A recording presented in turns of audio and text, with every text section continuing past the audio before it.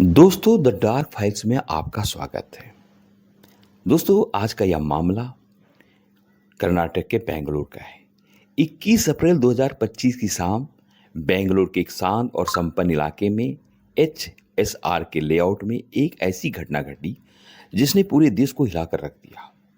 कर्नाटक के पूर्व पुलिस महानिदेशक डीजीपी ओम प्रकाश, जिन्होंने 1981 बैच के आईपीएस अधिकारी के रूप में 3 दशकों से अधिक समय तक न केवल अपराध के खिलाफ जंग लड़ी, जबकि राज्य की कानून व्यवस्था को मजबूत बनाने के लिए अहम भूमिका निभाई, अपनी ही पत्नी पल्लवी के हाथों क्रूर तरीके से हत्या का शिकार हो गए। यह घटना न केवल पुलिस महकमे के लिए एक त्रासदी है, बल्कि सामाजिक और पारिवारिक रिश्तों की जटिलताओं को उजागर करने वाली कहानी है।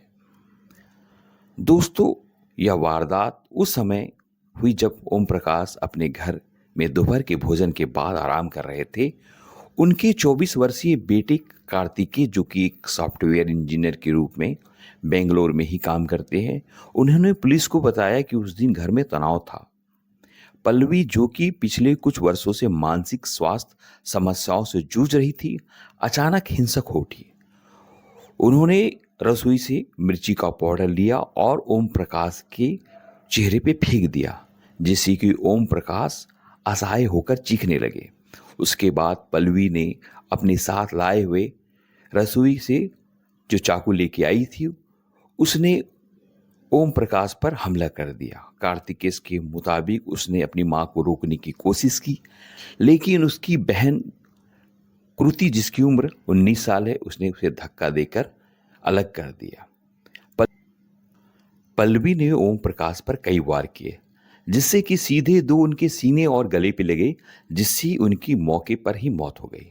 खून से लथपथ उनका शरीर लिविंग रूम के फर्श में पड़ा मिला, जहां पास में एक टूटा हुआ वाइन का बोतल और खून से सना चाकू भी बरामद हुआ। कार्तिकेय ने बताया कि घटना के बाद पल्लवी चुपचाप बैठ गई।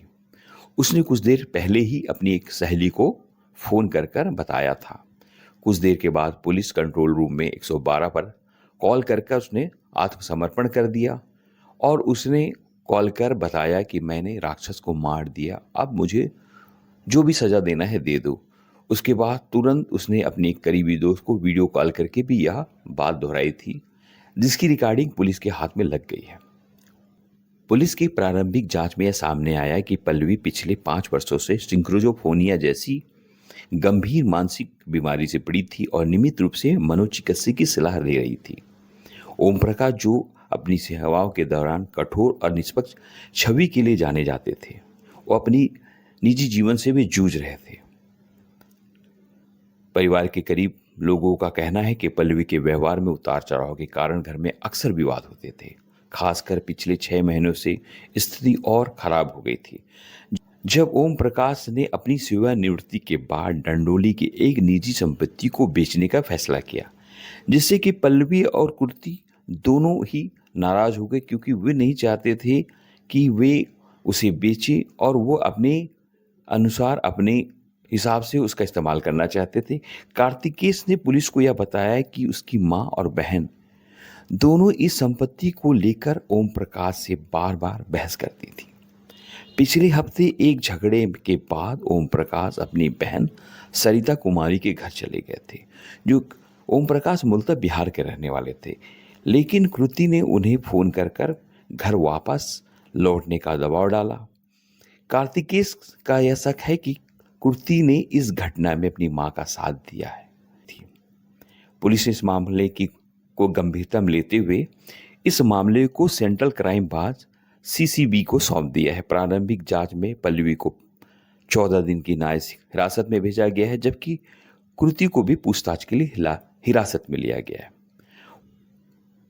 फॉरेंसिक टीम को घर में एक डायरी मिली, जिसके एक पेज में पल्लवी ने अपने विचार व्यक्त किए थे और उन्होंने उसमें लिखा था कि ओम प्रकाश उन्हें और उसकी बेटी को नियंत्रित करना चाहते थे, जिसे मैं अब सहन नहीं कर सकती।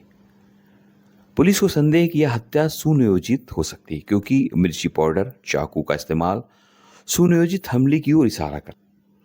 ओम प्रकाश के पोस्टमार्टम के बाद 22 अप्रैल को उनके पैतृक गांव में पूरे राज्य के सम्मान के साथ अंतिम संस्कार के लिए भेजा गया है।